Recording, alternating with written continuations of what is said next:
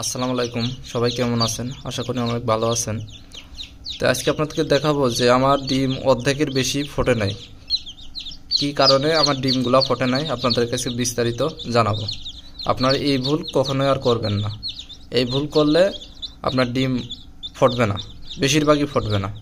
তো কী কারণে আমার ফোটে নাই, তো আমি বাচ্চাগুলো আগে ব্রুডিং করে আসি, তারপর আপনাদেরকে দেখাবো।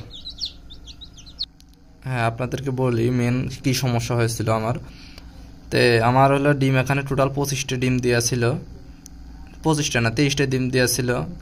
সেখান থেকে আপনার ফোটেনা হইলো 3 আর 3 6 আর 3 9 10টা, হ্যাঁ 10টা ডিম ফোটে নাই। কারণ কি? কারণ হইলো আপনার এই ডিমটা আমি মাঝে আপনার যেই সময় আপনার 13 দিন হয়েছে ডিমটা, তো তারপরে আমি এই ডিমটা, আমারটা তো অটো ইনকিউবেটার না, এই জন্য আমি 2 দিন আমি একটু বাইরে ছিলাম, এই জন্য ঘোরাতে পারি নাই। এই 2 দিন ঘোরাতে পারে নাই বলে আমার এই ডিম 10টা ডিম ফুটল না। তো আপনারা এটা অবশ্যই খেয়াল রাখবেন। আপনারা যদি বাইরে কোথাও যান অথবা কোনো জায়গায় বেড়াতে গেলে বা যেখানেই যান, আপনার এই ডিম ঘোরানো মিস করবেন না। ডিম যদি ঘোরান তাহলে, যদি না ঘোরান তাহলে আপনার এই ডিমগুলা সমস্যা হবে। ডিমগুলা বাচ্চা না ফোটার সম্ভাবনাই বেশি থাকে। যেমন আমি ফুটাইছি আমার 10টা বাচ্চা, 13টা বাচ্চা ফুটাইছে, আর আপনার 10টা ডিম ওইটা আপনার ফুটে নাই। এই 10টা ডিম আমার বাদ।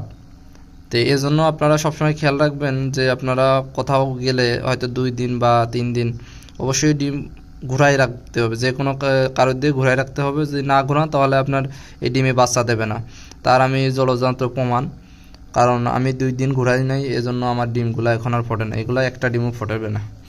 আমার সব বাচ্চা উঠে গেছে, এখন আর এগুলো ডিম একটাও ফুটছে না।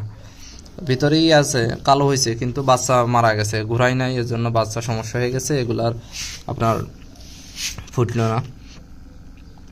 তো এই হলো বিষয়টা। তো আপনারা যারা অনেকে অটো ইনকিউবেটার ছাড়া আপনার এই ইনকিউবেটার ইউজ করেন, তাদের ক্ষেত্রে এই বিষয়টা অবশ্যই জানা প্রয়োজন।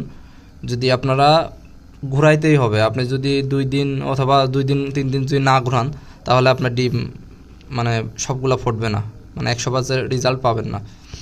তো এই বিষয়টা বুঝতে পারছেন আশা করি। সবাই ভালো থাকবেন, ধন্যবাদ।